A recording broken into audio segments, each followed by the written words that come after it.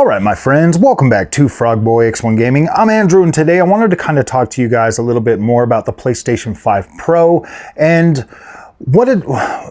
if it's actually worth the cost of paying for this device. This device is $700. It's got a lot of people out there really shook up right now, but I'm going to tell you guys something. And you guys, you know that I've always been honest on this channel. The PlayStation 5 Pro, my ad revenue is already at $521. That is the fastest I have ever. We're at November 15th. November 15th, and I've already crossed the $500 mark for ad revenue from the PlayStation 5 Pro. Just in interest, just to show you guys, last month my ad revenue was $664. Now I'm not saying this to brag or anything like that, because every dollar I make goes right back into the channel. Obviously buying PS5 Pros and graphics cards and all of that stuff. But that there was last month. This is this month, okay? So I feel like I feel like I need to be 100% honest with you guys about the PlayStation 5 Pro and if it's worth it. You know, this is one of those items where you got a lot of people that are being super negative about it. You got a lot of people that are downplaying it. You've got a lot of people that are shilling it. So you just need something that's 100% concrete, because this is $700. If you've bought all your games physical, that means you got to buy a drive for it for another $80. If you get the stand for it, you're easily past $800 for a PlayStation 5. Now, you know that I'm a PC gamer now. You know that. Like, if you've been at the channel for a while, you know that I am a PC gamer. PlayStation 5 Pro is not going to tempt me to go back to PlayStation and give up on PC. Like, I have the top of the line AMD PC right now. So I feel like it's my responsibility as a content creator and as somebody that reviews products on YouTube. And obviously the following for this channel has crossed 10,000 subscribers. So to me, it's kind of changed. Something's changed in the way that I need to present products going forward, because you depend on me. I depend on you. Like, our trust has to be ironclad. Like, it has to be solid. So let me give you let me give you my honest opinion and maybe dive into a little bit of like everything else that's going on. But first we're going to start with, obviously there's the console wars, guys. There's the console wars. You got the Xbox fans, you got the PlayStation fans, you got the PC guys, you got the Nintendo Switch bros. The PlayStation 5 Pro is the best console on the market right now for delivering the most performance that you can get, hands down. Period. Obviously, it is more. It is definitely more powerful than Series X, Series S, and Nintendo Switch, almost combined. Almost combined. Clearly, and like I said before it even came out, I was telling you guys that, look, man, if you had a 7800 XT and a PlayStation 5 Pro on the same screen or on identical screens sitting next to each other, you wouldn't be able to tell the difference. And Linus Tech Tips pretty much told you that. Like he pretty much showed you that. He built a 7800 XT that literally, if you're buying a PC, that PC is like $1,500. Well, anywhere from like $1,200 to $1,500 for a decent one like that. For a decent 7800 XT PC, brand new. Obviously, Linus Tech Tips bought that used. So you got that to look forward to. That pretty much puts that in a 4070 to 4070 super category. It does. All the PC guys can freak out all they want and say, no, it's not worth it. It's not like that. I've spent a week with this thing. I've tested it. I've played a lot of the same games that I already own on PC. I've seen the PlayStation 5 Pro in action. And yeah, you can't tell a difference. If I put that thing on a 1440p monitor, I would not know the difference, period. Like, I wouldn't know, because the downsampling from the 7800 XT or the PS5 Pro would literally look identical. There would be no way to tell a difference unless maybe the PlayStation 5 Pro was running a little bit better ray tracing performance because it's RDNA 4 ray tracing performance. So I don't know. Like I can't 100% say that, but I would bet money that if it was on a 1440p monitor, I wouldn't be able to tell the difference.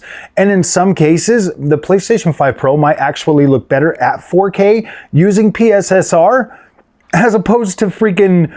I don't think it would look better if you were using the 7800 XT with quality FSR. I don't necessarily think that PSSR would look better than that, but it would be a little bit more stable in certain areas. But overall, I definitely think that, you know, using upscaling and stuff like that, you know, it's going to be one of those things where the PlayStation 5 Pro and the 7800 XT are pretty much indistinguishable. And you could throw the 4070 in there too. I think the only thing that you would really notice is the higher frame rate on PC.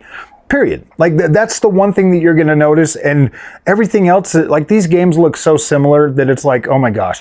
When I first came over to PC and I got that 3080, I honestly, like, I was like, man, I'm just going to keep playing on my Xbox and PlayStation. Like this isn't really like doing it for me, you know?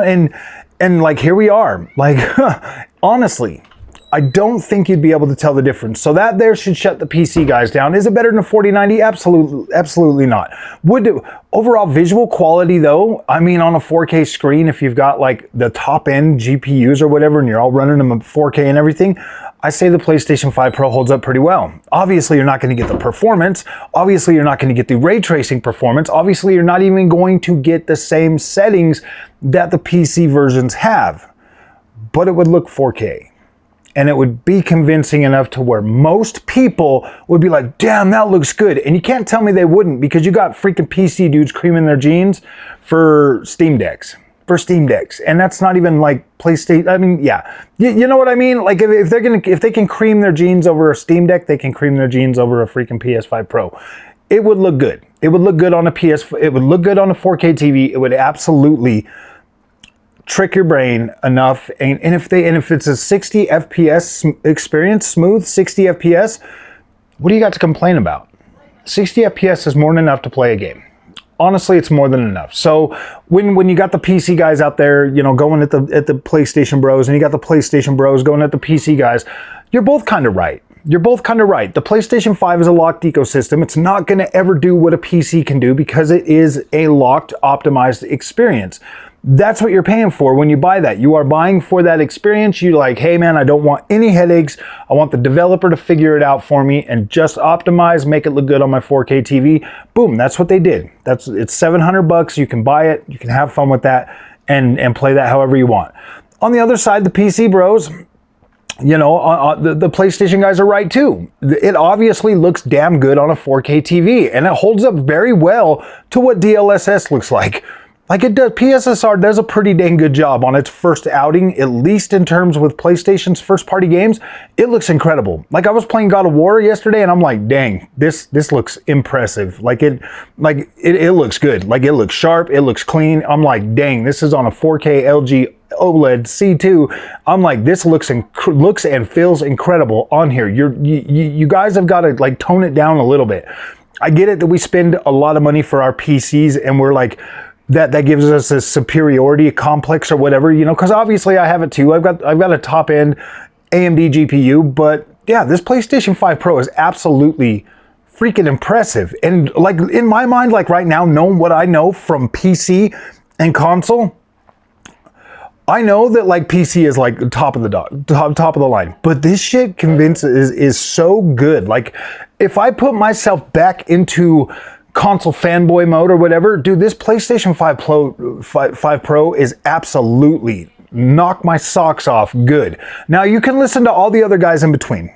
Well, I don't know if it's worth it, and you can't tell the difference. And I'm like, dude, I can tell the difference. I can absolutely tell the difference between Fuzz K and 4K. Like I can tell the freaking difference. Like when I turned on Horizon Forbidden West on the PS5 Pro, I was absolutely blown away, just like I am when I turn it on my PC every time.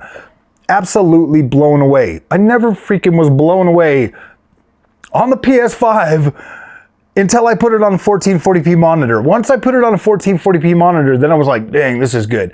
So if you guys want to know, is PS5 Pro actually worth your money? Yeah. If you have no desire to go to PC, period, like you're like, I do not want to go to PC, and you already spent money on a 4K TV, and you have the means to do it, like you're not going to put your family in jeopardy, you're not going to have to commit crimes or do anything like that to get it. I would absolutely recommend trading in your PS5, your base PS5, if you can get a good, decent, amount of money for it. Trade it in, put it towards your PS5 Pro. And yeah, I mean, the only things that I can really see that are a downfall is securing it. That's the only thing. I wouldn't say go out of your way to do anything you can to try to get one. Like, I wouldn't say that, just because of the fact that, like, I mean, I know you will enjoy it, and I know you will appreciate it, just like I do. I know that if I can love it and appreciate it and be happy about it and not feel like I wasted my money, like, this is, like, seriously, you've seen me in my attitude toward PS5 when it first came out. Like, I'm happy with this. I really, next week we're getting our Gran Turismo update. I'm going to be happy again. I've been playing some games on it. I'm going to keep playing games on it. I'm going to keep covering them. So it's like, yeah, like, I am excited for it. But yeah, obviously the honeymoon thing wore off like pretty quickly. It's like, man, I've been like, it's a whole week, I'm used to it. I see what it does. I'm just used to it. And it was a lot easier for me to get used to it because I've seen top of the line visuals now on PC. So it was easy for me to, like, start like coming down from the high. Like, it is an impressive console. This is the best console that either of them have ever made. Yes, Xbox Series X still has some features that are better, obviously. It still has some features that are better, and it is still pretty competitive for the most part. I honestly, honestly, guys, this is my recommendation.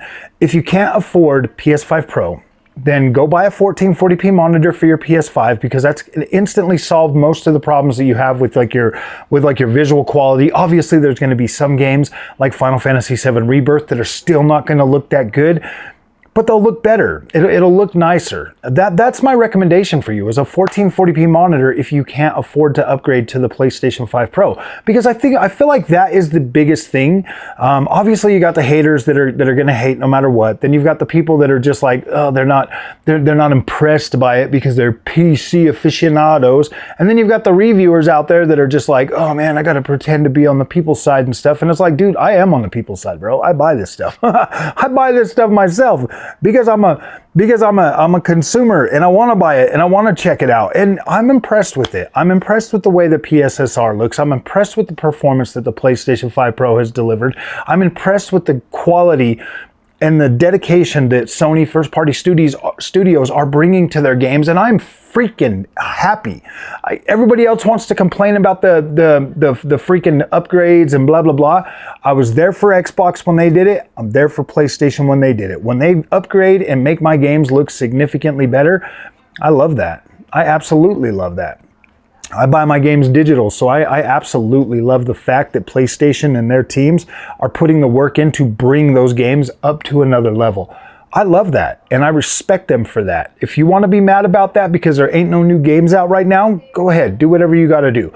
But you got to understand that there are third-party games that you can easily buy and play on your PlayStation 5 Pro or your Xbox Series X or any of your other things. It's not like you're in a dry season or anything. It's just that PlayStation greatness takes time to make. If you don't want to wait, buy a PC. If you don't want to wait for that, buy an Xbox. You could always join the Never Dry Club and own all of them. You know what I mean? You don't have to be stuck on one platform waiting and waiting and waiting. That's my advice to you guys. I think the PlayStation 5 Pro is absolutely incredible. I do not feel like I wasted my money on it. It has done everything that Sony said it was going to do and more, and it's impressive. I like what they're doing with this, and it does show that the future with PSSR and other technologies are actually going to be bright for consoles. Hopefully they can make those technologies better so that they can produce stronger overall image quality, so that they don't have to continue to waste so much money in just building out more power and more power and more power. I would like to see these technologies actually make things get to a point where like we love playing video games again, and we can get good performance and we can get good visual quality, because that's really what matters. We just want some good games to play. So, all right, my friends, if you like this content, do not forget to like and subscribe. I'll see you in the next one. Thanks for watching.